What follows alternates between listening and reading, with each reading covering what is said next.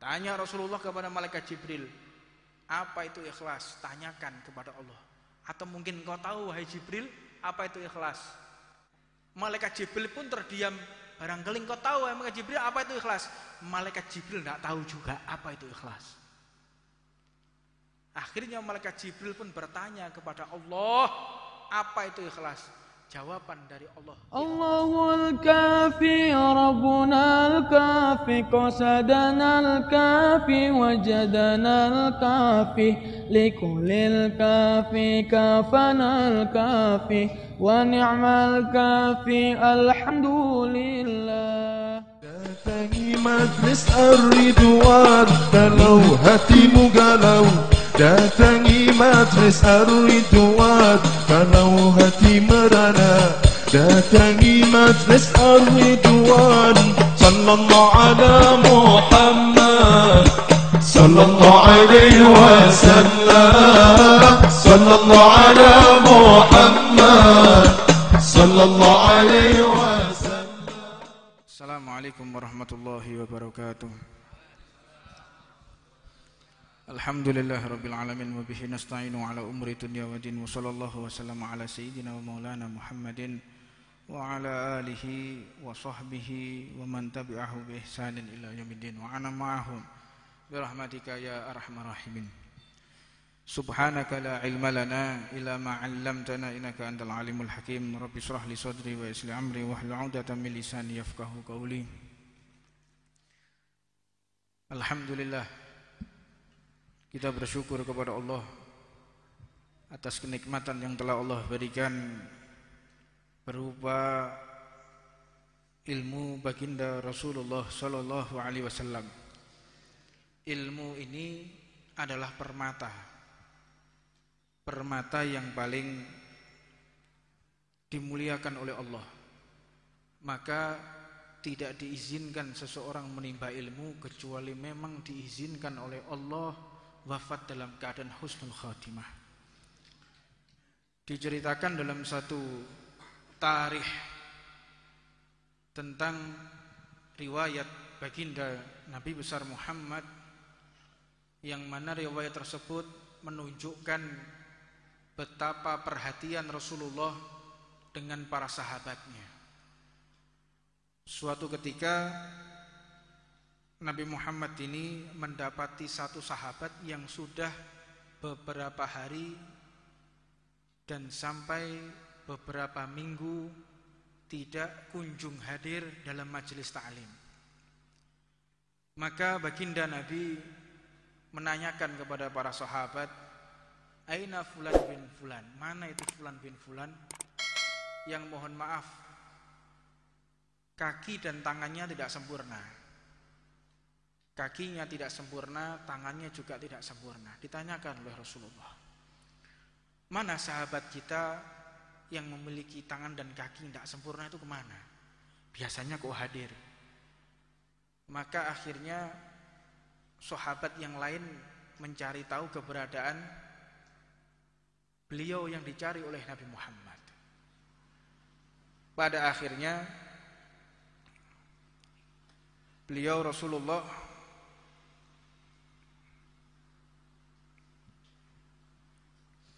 mendapatkan kabar bahwa sahabat ini wafat, telah meninggal. Dan akhirnya Nabi Muhammad begitu cintanya kepada sahabat, begitu cintanya kepada mereka yang hadir majelis ta'lim, Rasulullah pun berangkat takziah sekaligus berziarah. Berziarah Rasulullah dan melaksanakan sholat ghaib berada di makam. Itu salah satu dalil orang boleh melaksanakan sholat di kuburan. Kapan? Untuk sholat ghaib. Jadi ada beberapa orang yang memang mereka ini usil atau memang hatinya berpenyakitan, wallahu a'lam. Di situ ada gambarnya Habib Umar, di sampingnya ada Habib Atos dan para habaib. Beliau lagi sholat di hadapan makamnya Habib Muntir al-Musawa. Apa tulisan di bawahnya?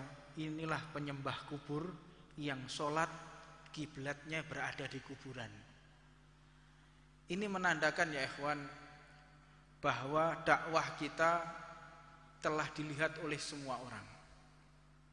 Maka tentunya mereka yang telah menghina majelis taklim, yang menghina amaliyahnya Asy'ariyah, An-Nahdhiyah, yang menghina ziarah kubur, yang sampai menghina melecehkan para ulama kita, ini pertanda keputusasaan mereka.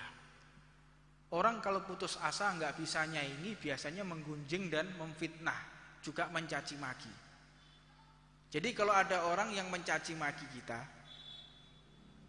bahkan memfitnah kita, itu adalah orang-orang yang memang Allah takdirkan untuk mengabulkan dan mengijabah dakwah kita.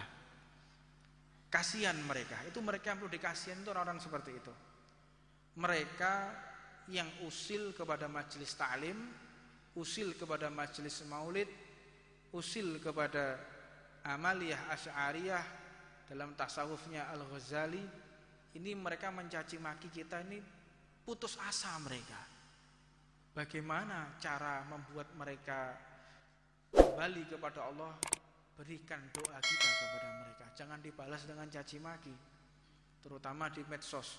Hindari perdebatan antar umat Islam berada di medsos. Makanya siapapun nih pemegang akun beberapa yang mengatasnamakan kami, mengatasnamakan Husin Ba'akil, entah itu siapapun mereka, saya himbau, apabila di situ ada pergunjingan, perdebatan masalah khilafiyah, maka segera orang tersebut untuk diblokir dan dikeluarkan dari grup. Keluarkan dari grup. Ini umat Islam bukan butuh berdebat, namun umat Islam saat ini butuh ukhuwah, butuh bersatu. Mudah-mudahan hati kita disatukan oleh Allah Subhanahu wa taala. Maka Kanjeng Nabi Muhammad pun beliau berziarah dan sholat di situ. Nabi Muhammad ini memiliki pandangan lebih daripada manusia biasa. Jangankan ada yang ada di hadapannya di alam kubur, sampai ke langit 7 pun dapat dilihat oleh Rasulullah SAW.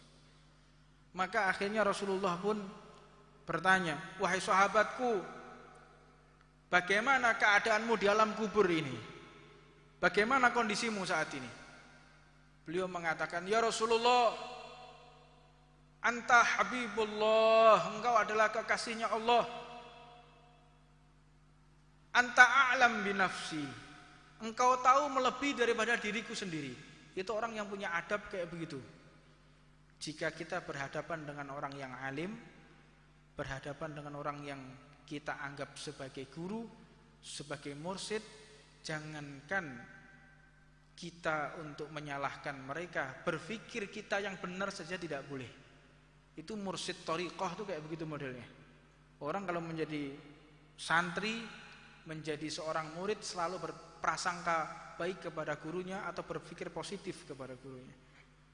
Ini menunjukkan sahabat yang sudah di alam kubur ditanya oleh Rasulullah, jawabannya apa? Engkau yang lebih tahu daripada diriku ya Rasulullah, bagaimana keadaanku sekarang.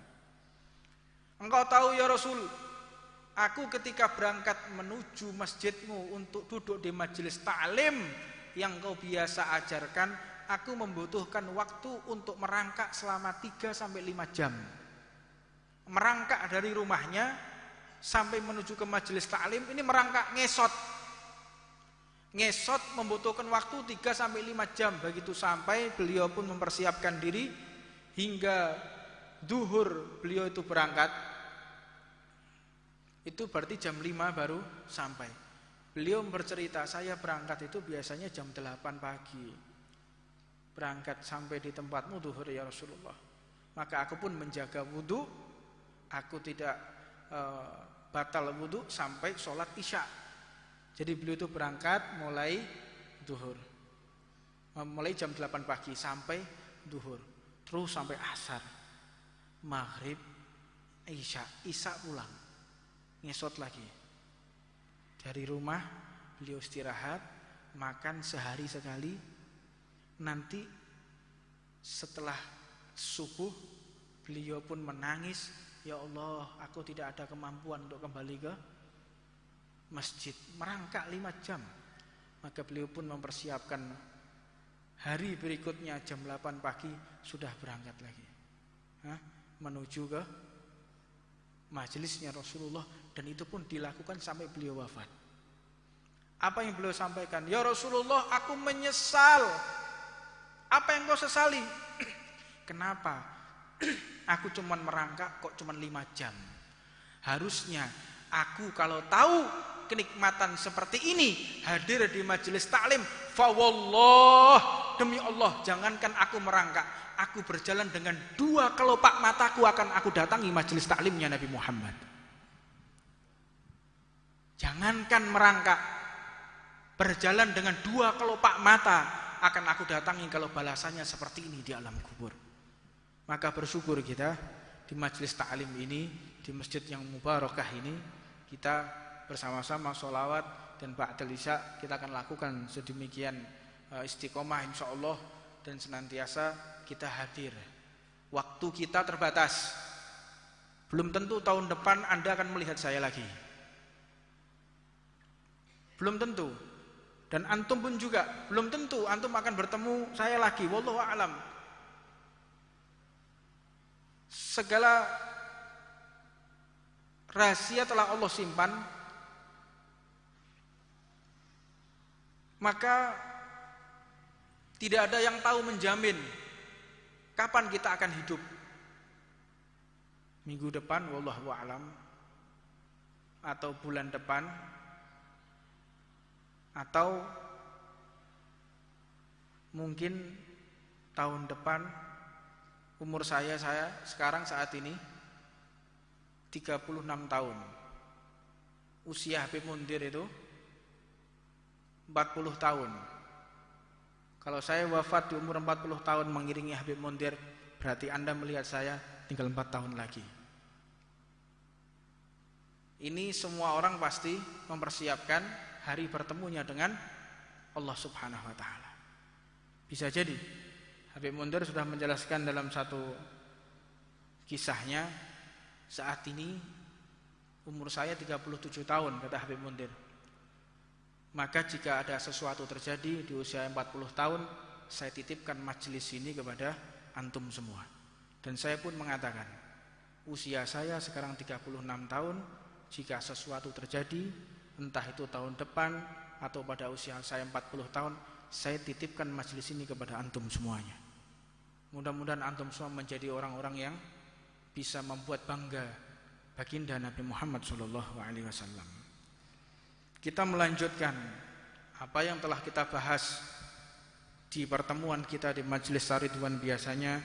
Wa min adab ujubi ta'atil qalb, di antara sopan santunnya hati, yaitu wa min ta'atil qalb, daripada ketaatan hati ini sopan santun kita kepada Allah, al-imanu billah wal yaqin wal ikhlas wat tawadhu. Salah satu sopan santunnya kita kepada Allah yaitu taatnya hati. Taat ini bisa jadi di keramaian atau bisa jadi ketika kita sendirian. Yang ketaatan yang benar-benarnya takwa apabila di keramaian kita pun taat, ketika di belakang halayak ramai, di belakang banyak orang, kita pun juga taat. Jangan kita seperti orang-orang munafik, di hadapan santri, di hadapan teman, ketika di majelis taklim kita jaga akhlak, sopan santun, tapi ketika kita sendirian kita justru malah berbuat seolah-olah kita adalah pengikutnya iblis. Waliyadzubillah min dzalik. Ini bagi sudrun-sudrun. Ya, wayahe majelis taklim tulung ojo nggawa rokok. Rokoke dikek sedel dhisik, lek iso cepitno lawang mburi ngono lho. Tung sore wit-witan, ora lek ilang. Kile rokok milang ngomong untuk sekretariat tak ijoli rokok. Paham? Nah, terus ngomong, "Beb, rokokku hilang," padahal gak sotoni tenan cakal aku kowe. Ya, Dari iman wa yakin kepada Allah, yakin kepada Allah. Bagaimana yakin kepada Allah? Yakin atas pembalasan Allah. Kita jika ingin tahu keyakinan kita kepada Allah, Anda lebih yakin mana? Uang berada di dompet atau berada di kotak masjid? Luwih yakin di kowe ndek dhuwit 1 juta, dhuwitmu iku wis dikek dompetmu, toh wis dikek amal jariah. Ayo toh lah ngomong untuk ngomong amal jariah gledai kowe bar iki. Nah, itu loh keyakinan kita kepada Allah. Sedangkan Allah sudah memberikan janjinya, kalian sedekah, kalian beramal baik, maka akan aku lipat gandakan. Kita masuk ke jariah, punya uang 10.000, berarti Allah akan ganti 100.000. Percaya? Percaya. Jajal buktikno. Mulai nempak apa aku, Beb? Ayo. Nah, itulah bentuk keyakinan kita. Kalau kita mau mengukur besar kecilnya keyakinan kita kepada Allah Subhanahu wa taala. Wal ikhlas, dan juga ikhlas. Apa itu ikhlas? Seorang tabi'in, ini generasi setelah sahabat itu tabi'in. Setelah tabi'in itu tabi'in. Tabi'in ini sebagai murid tabi'in bertanya, wahai guruku para tabi'in, ikhlas itu apa? Tolah-toleh. Apa ikhlas itu? Mereka pada terdiam, gak ngerti apa itu ikhlas. Coba aku tanyakan kepada para sahabat. Para sahabat pun ditanya, wahai sahabatnya Rasulullah yang berjumpa dengan Nabi Muhammad, apa itu ikhlas? Para sahabat pun terdiam, tidak bisa menjawab, dan akhirnya mereka bertanya kepada Rasulullah, ya Rasulullah, apa itu ikhlas? Nabi Muhammad pun beliau tidak menjawab, melainkan mendapatkan petunjuk dari Allah Subhanahu wa ta'ala. Wa ma yantiqu anil hawa in huwa illa wahyun yuha. Tidaklah yang diucapkan oleh Nabi Muhammad kecuali itu adalah wahyunya Allah. Bertanya Rasulullah kepada malaikat Jibril, apa itu ikhlas? Tanyakan kepada Allah. Atau mungkin kau tahu wahai Jibril, apa itu ikhlas? Nabi Muhammad tahu apa itu ikhlas, tapi memberikan ajaran kepada kita, memberikan pengertian kepada kita, untuk memahamkan kita butuh cerita, butuh fantasi, butuh interpretasi. Jadi harus difantasikan untuk memahami kalimat apa itu ikhlas. Akhirnya malaikat Jibril pun terdiam. Barangkali kau tahu malaikat Jibril apa itu ikhlas? Malaikat Jibril tidak tahu juga apa itu ikhlas. Akhirnya malaikat Jibril pun bertanya kepada Allah, apa itu ikhlas? Jawaban dari Allah, ikhlas adalah sesuatu yang aku sembunyikan secara rahasia yang tidak diketahui oleh makhluk manapun. Itu yang namanya ikhlas. Jadi untuk menerjemahkan ikhlas gak nyampe awak-awak ini. Artinya ikhlas itu apa? Gak nyampe kita. Butuh tasawuf, butuh ma'rifat. Baru kita mengerti ada yang namanya ikhlas. Ini menerjemahkan ikhlas sebegitu sulitnya. Ini kadang-kadang ada orang menyatakan orang itu tidak ikhlas. Loh, artinya ikhlas lo gak ngerti. Kok menuduh orang tidak ikhlas dari mana? Malaikat raqib dan atid yang biasa mencatat amal buruk dan baik seseorang itu tidak mengerti kapan orang ini diterima oleh Allah, kapan orang ini ikhlas atau sum'ah, gila popularitas. Tidak ada yang tahu. Malaikat itu loh gak ngerti. Kadang-kadang manusia bisa memvonis orang ini gak ikhlas, orang ini ada tujuan, ada tendensi. Tahu dari mana kita? Kewaya biasanya gak enak masjid ngomong gak enak ini. Terus tak ampet dhisik ketemu kok Sabtu yang akan datang ya. Dan saya nitip kepada YouTuber. Ngerti YouTuber tuh gak? Gaya ngerti ora kowe? orang ngerti. Sing biasa ngupload videoku, tak kandani sampean. Yo, ini untuk para YouTuber. Saya berterima kasih kalian telah bersusah payah untuk menyebarkan ilmu Nabi Muhammad agar semua umat Islam bisa mendengarkan apa yang kami sampaikan. Adapun apa yang kami sampaikan berasal dari guru saya Habib Jamal dan berlanjut kepada Habib Umar dan berlanjut lagi ke guru-guru beliau sampai kepada Rasulullah SAW. Namun permasalahan sekarang banyak YouTuber yang suka memotong-motong terus dikasih judul sing aneh-aneh. Wingi dikasih judul Habib Husin mati jadi ya apa ini? Kabar duka Indonesia menangis. Habib Husin meninggal dunia. Ya apa iki? Sing mati kuwe lho akhirnya kowe. Ojo ngawur-ngawur. Anda memotong-motong hanya untuk mendapatkan viewer, hanya melihat supaya ditonton oleh orang, menarik perhatian orang, akhirnya banyak orang menonton. Anda membuat fitnah, akhirnya harta yang Anda dapatkan dari memotong video saya, Anda adu dengan politik, Anda adu dengan pemerintahan, Anda adu dengan para pendakwah yang lain. Dikei gambari wong semede ini gambari dajal, fotonya sebelah kowe.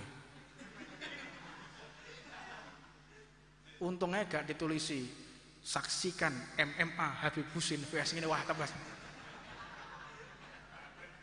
tambah jembuk maneh iki. Ya Anda, saya minta para YouTuber, saya tidak pernah koreksi Anda, silahkan Anda mengambil kalimat ini, tapi tolonglah. Saya mengapresiasi kalian semuanya, tapi jangan membuat judul yang aneh-aneh, akhirnya umat ini kalang kabut. Yang kasihan itu admin telepon, innalillahi wa inna ilaihi, kami segenap anak-anak majelis dari Majalengka mengucapkan bela sungkawa atas meninggalnya Habib Husin. Loh, kapan aku mati lho? Ojo ngawur-ngawur. Akhirnya banyak dari Jember, Pak Irwan Siregar, teman saya, telepon jerit-jerit, stres. Ya Allah, saya mau ke Jember. Saya bingung, ini ada teman saya, ada nama Pak Irwan Siregar, ada Pak Agus Fatur Rahman. Mudah-mudahan kedua sahabat saya diberikan panjang umur oleh Allah. Nangis. Assalamualaikum, gimana Habib Husin kapan dimakamkan? Loh, aku ini, loh, jangan ngomong. Loh, katanya mati, Beb. Loh, aja koyo ngono.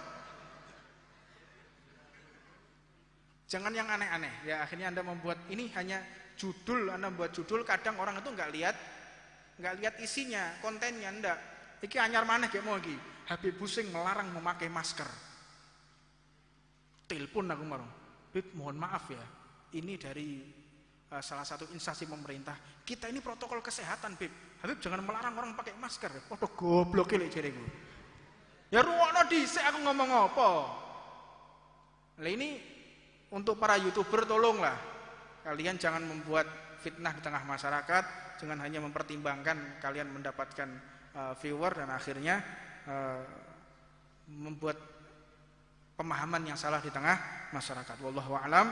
Insyaallah ini yang bisa saya sampaikan, dan besok kita acara Aridwan tipis-tipis. Yo, ono kopdar tipis-tipis. Ini acara Aridwan besok hari Selasa di Musola Saadah. Ya, sampaikan kepada ikhwan semua, silahkan yang mau hadir boleh. Apa numpak odong-odong oleh, numpak pickup boleh. Yang penting social distancing, pakai masker dan wudhu dari rumah. Lain numpak pickup ya, pickupnya kayak tampar.